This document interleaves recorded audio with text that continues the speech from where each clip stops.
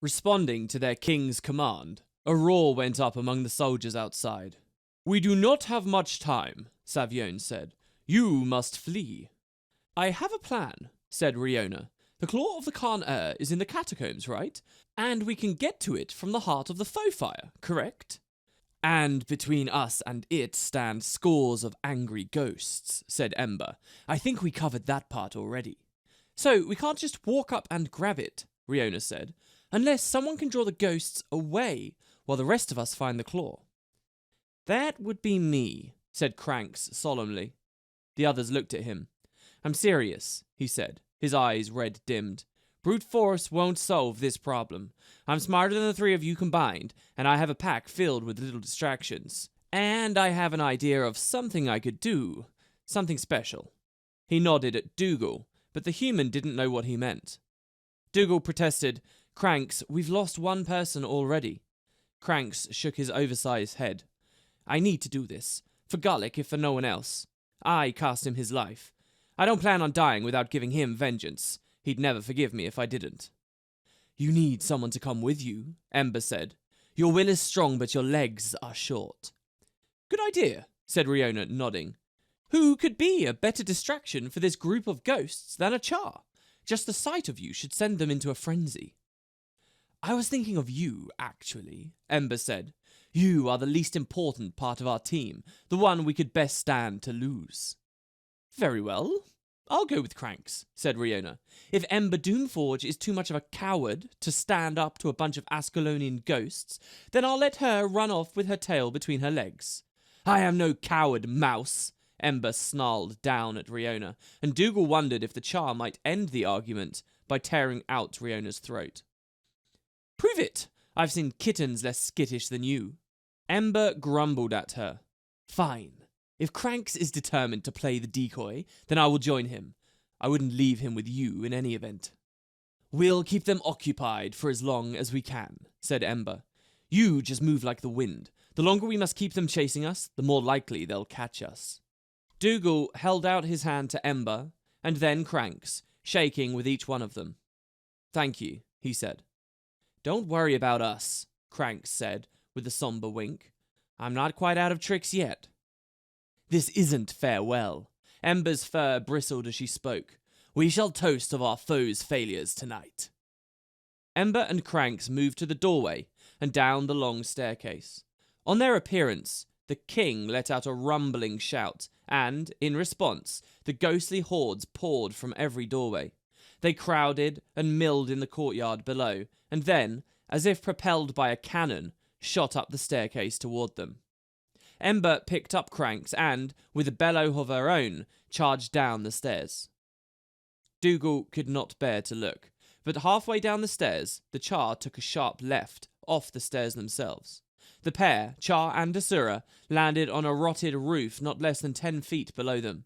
Slate tiles shot out from beneath Ember's feet, but she kept her footing and jumped again, landing on a lower roof, and repeated the action once more. Ember landed on the edge of the avalanche of masonry. She held her feet out before her, stiff and wide, and when she hit the stones she did not tumble and fall. Instead, she kept her feet and slid down the shattered tumble of stone, straight toward the street below. Cranks screeched the whole way down. The ghosts followed them, those on the stairs streaming over the railings and into the city itself, those at the bottom changing directions and surging after the fleeing pair. Dougal watched the ghostly pursuers disappear down the streets. "You should go now," said Savion. "They cannot keep themselves busy for long." Riona led, and Dougal followed. Ahead of them, the staircase was clear, and near the base of the stairs, visible in the overcast daylight, was the pit that caged the foe fire's heart. Yet, Dougal felt that someone was watching him and, despite himself, turned and looked up at the parapets above the royal chamber. And there stood the last king of Ascalon. Adalbern had been middle-aged when he died, but he seemed as fit and trim as any soldier half his age. He wore a suit of armour that Dougal suspected would have sparkled had it still been real and not some strange, ghostly abstraction. His head was bare, and his white hair fluttered in the wind that whipped through the crumbling battlements. His piercing eyes glared down at Dougal, and a snarl curled on his lips. Adalbern raised his fist over his head and then swung it down to point a pale finger at Dougal. "How dare you trespass in my kingdom, thief?" the king said, his voice strong and full of fury. "For this you shall pay the ultimate price." Dougal knew that if they fled, Adalbern would just send more ghosts after him, and their whole plan would be destroyed. He needed to play for time. He dropped to one knee and hoped that Savion's story was true. "No, your majesty," Dougal said. "I am Ascalonian by heritage, and I have come to seek your blessing." This strange request took Adalbern back in an instant, but his fury resurged. "The only thing of which I shall approve is your death." "But, your majesty," he said, "I come here on behalf of your son, Prince Rurik." This blatant lie brought the ghost up short. He stammered for a moment, suddenly distracted. "Rurik? My son?" For a moment, his face softened, but then it grew dark again. "Rurik is dead. To me, he died the moment he left Ascalon." "Your son is dead, as you are." This voice came from atop the battlements. The king turned to see its source, and his face grew livid. "Savion," he said, "you worthless wretch, how dare you enter my presence without my bidding?" "No, sire, these people are here to repair the damage that you've done. I won't let you hurt them." "Stand aside, and let me slay this foul beast now, Savion. In honor of your years of service, I will give you one last chance." "Years?" Savion threw up his hands. "Try centuries! You killed me, and you still consider me to be in your service? Well, no more!" The courtier stared at his king and spoke in short, cold phrases. "I renounce my position in your court. There's nothing more you can take from me, Adalbern. You cannot hurt me." "So you think." Adalbern reached forward and pulled the ghostly dagger from the courtier's chest. Then the mad king stepped forward and swung his blade at Savion. The ghostly servant did not move to avoid the blow, and the blade sliced through him, cutting him cleanly in two. Dougal waited for Savion to reform like the ghost that Ember had battled in the cave near the Dragonbrand. Instead, the two halves of Savion separated from each other and slid apart. His legs fell one way while his chest fell another. Before he faded away entirely, Savion said one last word, his voice brimming with grim relief. "Finally." Then he disappeared, flowing away into the breeze atop the battlements like a half-remembered dream. Adalbern turned away from the varnished shards of his former servant, but found the staircase empty. Riona and Dougal were already lost among the shadowed buildings below. Behind them, the human pair heard Adalbern's cry of frustration over the rooftops. "I think we got under his skin," said Riona, hugging a wall. "Do you think Savion's really gone?" asked Dougal. Riona shrugged her shoulders. "I don't think it matters what happens to Savion, Ember, or Cranks. What matters is we find the claw of the Khan-Er." Dougal grimaced at her, then craned his neck to get a better look at the top of the tower again. "All right," he said. "You're right. I know you're right. But I don't have to like it. Let's move." Dougal sprinted through the town as fast as he could. Riona lagged behind just a bit, but he could hear her behind him every step of the way. Soon, they reached the main square, and Dougal skidded to a halt. The carnage sprawled out before him stole his breath. From one side of the square to the other, the remains sat piled up, as if tossed into some careless giant's abattoir. Bones and weapons and armor stacked upon each other like kindling for a monstrous fire. Most of the bodies, especially the ones nearest to, and even inside the shattered gates, had once been part of the Char invading force. At a curving line that met roughly near a well in the centre of the square, though, the Char corpses mingled with those of the force of human warriors once arrayed against them. The two sides overlapped for several yards, a stark example of the uncertainty and chaos of battle. Dougal and Riona picked their way across the square, trying not to disturb the dead. At first, Dougal tried to avoid stepping on any remains so as to show respect for those who'd fallen here. That soon proved impossible, so he switched to treading gently on the bones that he could not avoid. Then, a horrible howl from Ember rang throughout Ascalon City, followed by an explosion, and Dougal gave up and just charged as fast as he could without slipping on the remains scattered across the square. They were near the far side of the square when the Char appeared, still carrying the struggling Asura. Ember's mouth was rimmed with a lathering froth, and the Asura was pulling things out of his rapidly diminishing pack and tossing them back at the howling, hungry ghosts. There was a brilliant flash behind them, and the side of the old archive wall slowly collapsed into the street, burying the ghosts beneath it. A cloud of dust rose from the crash, and the ghosts slowly pulled themselves from the wreckage. Ember noticed the two humans, and she stood tall and snapped a salute to Dougal. She panted from the exertion, but seemed otherwise unharmed. "Get out of here," Riona said. "You're supposed to lure them away." "Hold it," Cranks said, as Ember turned to sprint away. "That's it." The Char froze, and the Asura leapt down from her back to pluck a bleached Char skull from the top of the mound of bones that filled every distant part of the square. "Yes," the Asura said, grinning into the skull's empty eye sockets. "Proximity to the heart of the foe fire. Good solidity. Should have enough necrotic residue to tune. This should do nicely." He pulled from his pocket the device that looked like a cross between a violin and a crossbow. Not bothering to acknowledge the others again, Ember scooped Cranks up and raced away from them with the Asura in her arms. The reforming ghosts, now clear of the collapsed building, howled after them. Dougal and Riona crouched at the far end of the square, after the last of the ghosts spiraled out of view, chasing the Char and the Asura. They let out a held breath. "All right," said Riona. "Now we need to get..." That was the moment that three ghosts wafted out of the surrounding ruins and descended on her. These were dressed in ancient Ascalonian armor and keened and wailed as they attacked. For Dougal, it was all too familiar. "Vala!"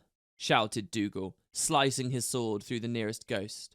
It let out a scream and dissipated, struck to the heart by the ebon blade.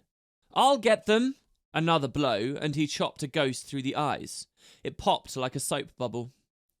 The third ghost turned from its attack on Riona and leapt at Dougal, too fast for him to riposte. The spirit passed through him, and he could feel his heart freeze with its passage. He spun as it emerged from his far side and snapped loose with the sword. It caught the ghost immediately, and before it could even scream, it was gone.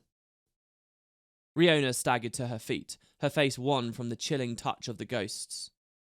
"We need to go," said Dougal, "before any other ghosts find us." "Too late," said Riona, and looked over Dougal's shoulder at the bone-strewn square they had just crossed. The square was now filled with ghosts. Soldiers and citizens, men and women and children. They watched the pair, silently, their eyes wide with curiosity and madness. "What are they waiting for?" asked Dougal, but he immediately had his answer. On the opposite side of the square, atop the shards of a collapsed tower, Adalburn appeared in full armor and bearing the ghostly remains of Magdea, his double-bladed sword. "You have invaded my kingdom and threatened my people," said Adalburn, his long, black hair blown back by unseen breezes. "You are traitors to Ascalon and to humanity. I have found you guilty, and the verdict is death. Subjects, carry out the..." Adalburn did not finish his sentence, for the ground beneath their feet began to hum and shake. Slowly, one of the bones pulled loose from the others and arced out over the nearby buildings to the east. Then another leg bone, this one belonging to a Char. Then a skull. All of them were suddenly magnetic, pulled by some unseen force toward the east. The air was soon filled with the shards of bones, daggers, and clubs of skeletal remains forming a broad, grey-white river. "What is this?" shouted Adalburn. What sorcery is this? Cranks, said Dougal, kneeling down next to Riona in the shade of a toppled pillar, safe from the blows. He said he had one more trick. He must have gotten the golem's eye to work again. The ghosts themselves were confused as the bones sailed through them, leaving ripples in their spiritual form. Then one, then another, turned and started to chase the airborne rainbow of remains. These may have been their own bones in life, and perhaps they were incensed that they were being disturbed. "Halt!" shouted the king at his deserting followers. "I said halt! Kill these interlopers, and then we will deal with the sorcerer." There was a huge thumping noise, as of a building filled with kettle drums collapsing, and Adalbern, the ghostly king of Ascalon, the sorcerer king who had struck fear in the hearts of the Char, turned, his face contorted in shock and awe. Above the line of buildings behind him arose a titanic figure, humanoid at the top and serpentine at the bottom, made entirely of bones and bone fragments. It was the same shape as the tomb guardian Dougal and the others had fled, the defender of Blim's tomb, except it was made of every bone in Ascalon City. And at the back of its neck rode a small figure with a large head, gripping the bones like a rider holding on to his saddle. In his other hand, he held his misshapen hat and beat the side of the creature with it. "I got it to work!" Dougal could hear the Asura's thin voice from the heights. "Praise the alchemy! I built myself a city guardian!" "Destroy it!" shouted Adalbern. "Destroy the abomination!" Now, another serpent appeared. This one, a thin blue-white one that snaked around the torso of the city guardian. This one was made entirely of ghosts, each crawling on the backs of others as it spiraled upward, trying to reach the small Asura. "Kill the little monster!" shouted the Ghost King. "Kill it and take its power!" Cranks apparently noticed the ghosts trying to climb its creature's form and kicked his great mount hard.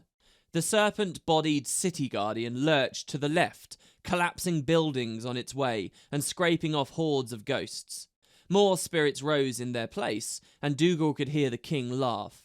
"You will join my kingdom," exhorted Adalbern. "You and all the world of the living. I shall take you, and you will join my generals, and we will march on your cities and sweep them all from our path." "It'll be a cold day in Radassoum," snapped Cranks, and the city guardian got taller now, reaching up to the overcast clouds. "I will command your power," bellowed Adalbern, ghostly spittle flying from his lips. "I'll give you your wish," answered Cranks, his eyes as mad as the ghosts. "This is for Gullick. I will send you and your minions back beneath the earth." And with that, the city guardian, made of all the mortal remains of the ghosts of Ascalon, lunged forward like an arcing cobra, its huge head and massive arms before it, as it descended right onto Adalbern and his spire. "Command this, Booker!" shouted Cranks. The late king barely had time to scream.